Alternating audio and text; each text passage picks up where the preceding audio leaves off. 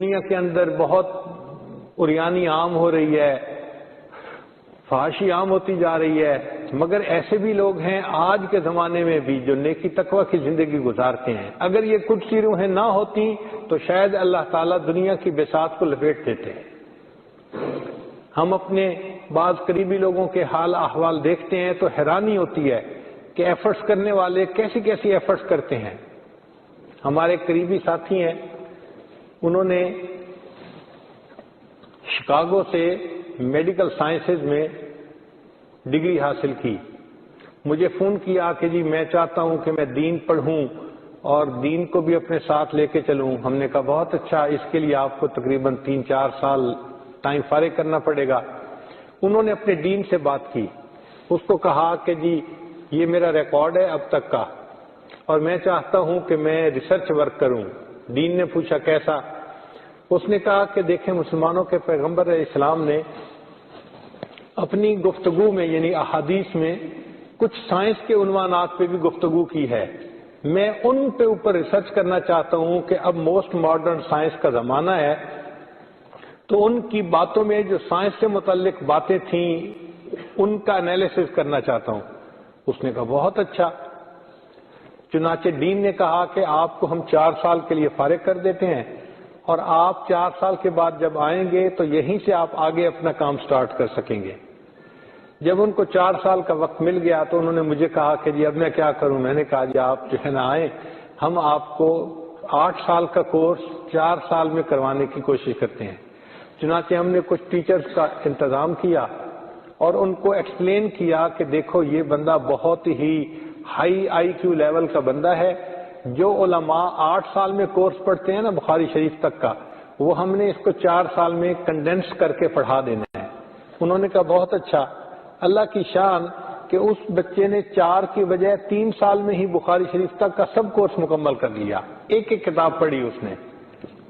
شیخ الحدیث فرماتے تھے کہ میں نے اپنی زندگی میں اتنا ذہین انسان نہیں دیکھا، اس کو اللہ نے فوٹوگرافک میموری دی ہوئی ہے، مگر یہ تو دل کے اندر طلب ہوتی ہے تب فوٹوگرافک میموری کام کرتی ہے، ورنہ تو انسان کی عقل پہ پردے پڑ جاتے ہیں۔ اب جب اس نے کر لیا تو کہنے لگا جی اب کیا کروں؟ میں نے کہا آپ بتائیں۔ کہنے لگا کہ میرے پاس 1 سال ہے، مجھے بہت شوق ہے، میں قرآن پاک حفظ کر لیتا ہوں۔ میں نے کہا بہت اچھا۔ اللہ کی شان اس نے 8 مہینے کے اندر پورا قرآن پاک حفظ کر لیا۔ پھر اس کے بعد کہنے لگے جی اب کیا کروں؟ 4 مہینے ہیں۔ میں نے کہا آپ آئیں اور سفر میں بھی ساتھ رہیں اور رمضان کے اعتکاف میں بھی ساتھ رہیں تاکہ آپ کو ذکر و سلوک کے اسباق میں آگے بڑھائیں۔ اللہ کی شان کہ اس نے 4 مہینے اتنا اچھا ذکر مراقبہ کیا، اس کی کیفیات بہت اچھی تھی، تو میں نے رمضان کے بعد ان کو ذکر و سلوک میں اجازت خلافت بھی دے دی۔ اب اس نے 4 سال میں گویا 3 ڈگریز حاصل کر لی، ایک وہ باقاعدہ باضابطہ عالم بھی بن گئے اور حافظ بھی بن گئے اور ان کو سلسلے کے آگے اشاعت کی اجازت بھی مل گئی۔ پھر کہنے لگے جی میں کیا کروں؟ میں نے کہا واپس جائیں، آپ نے وہی اپنی ڈاکٹری والی لائن کو کرنا ہے، ساتھ ساتھ دین کا کام بھی کرنا ہے۔ وہ واپس گئے۔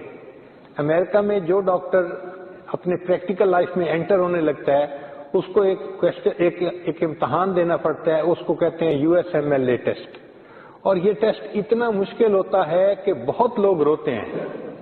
ہم نے تو دیکھا کہ ہمارے پاکستان سے جانے والے ڈاکٹر 3ری ٹرائی میں، 4تھی، 5ویں، 6ٹھی، میں نے ایک ڈاکٹر کو دیکھا 9 دفعہ ٹرائی کی پھر جا کے پاس ہوا۔ وہ اتنا مشکل ٹیسٹ ہوتا ہے، بہت پریشان ہوتے ہیں ڈاکٹر کہ یہ ٹیسٹ پاس کیسے ہو۔ اس کو وہ ٹیسٹ پاس کرنا تھا۔ اللہ کی شان 4 سال کا گیپ بھی تھا اور وہ ٹیسٹ بھی دینا تھا، اور وہ ٹیسٹ ایسا ہوتا ہے کہ 6 گھنٹے کا ہوتا ہے اور اس میں 1800 کویسچن ہوتے ہیں، مگر وہ اتنے ٹرکی کویسچن ہوتے ہیں کہ اس کا جواب سوچ کے دینے میں ہی لوگ دھوکہ کھا جاتے ہیں۔ 1800 کویسچنز کا آنسر دینا تھا 6 آورز میں۔ اس بچے نے، آپ حیران ہوں گے کہ 6 گھنٹے کا وہ ٹیسٹ دیا، and he made a history کہ ان دی ہسٹری آف US کسی بندے نے ایسے جو ہے نا نمبر نہیں لیے تھے۔ اس نے 1800 میں سے 1800 مارکس لیے، یعنی US کے اندر یہ ایک ریکارڈ ہے کہ ایک مسلمان بچہ جس کی اوریجن بھی کسی باہر کے ملک سے تھی، اس نے USMLA ٹیسٹ میں 1800 میں سے 1800 مارکس لیے. جیسے ہی رزلٹ اناؤنس ہوا تو جو ملک کے بڑے بڑے 3 ہاسپٹل تھے انہوں نے اس کو فرسٹ جاب کا جو ہے نا وہ آفر کر دی. چنانچہ اس کو فرسٹ جاب ملی $2.5 لاکھ. اس پر اس کی جاب سٹارٹ ہوئی. اس وقت وہ بچہ DNA کے ذریعے کینسر کا علاج کرنا اس کے اوپر ریسرچ کر رہا ہے. اب آپ ذرا غور کریں کہ نوجوان ہے اور امریکہ جیسے ملک میں رہ رہا ہے, وہاں پر گناہوں کے راستے پہ جانے میں کیا رکاوٹ ہے اس کے لیے؟ مگر اس نے دین بھی پڑھا, حفظ بھی کیا, ذکر و سلوک بھی سیکھا, وہ تہجد گزار بھی ہے, اور اس نے اپنی دنیا کی ذمہ داریوں کو بھی ساتھ پورا کیا. اور یہ نہیں کہ وہ فارغ بیٹھا ہوا ہے, بلکہ ایک ایسا ریسرچ ورک کر رہا ہے کہ جو دنیا میں اور کہیں نہیں ہو رہا.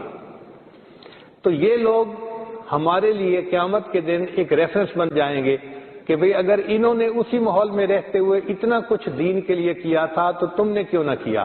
اور ہمارے پاس قیامت کے دن کوئی جواب نہیں ہوگا. یہ ذہن میں رکھیے.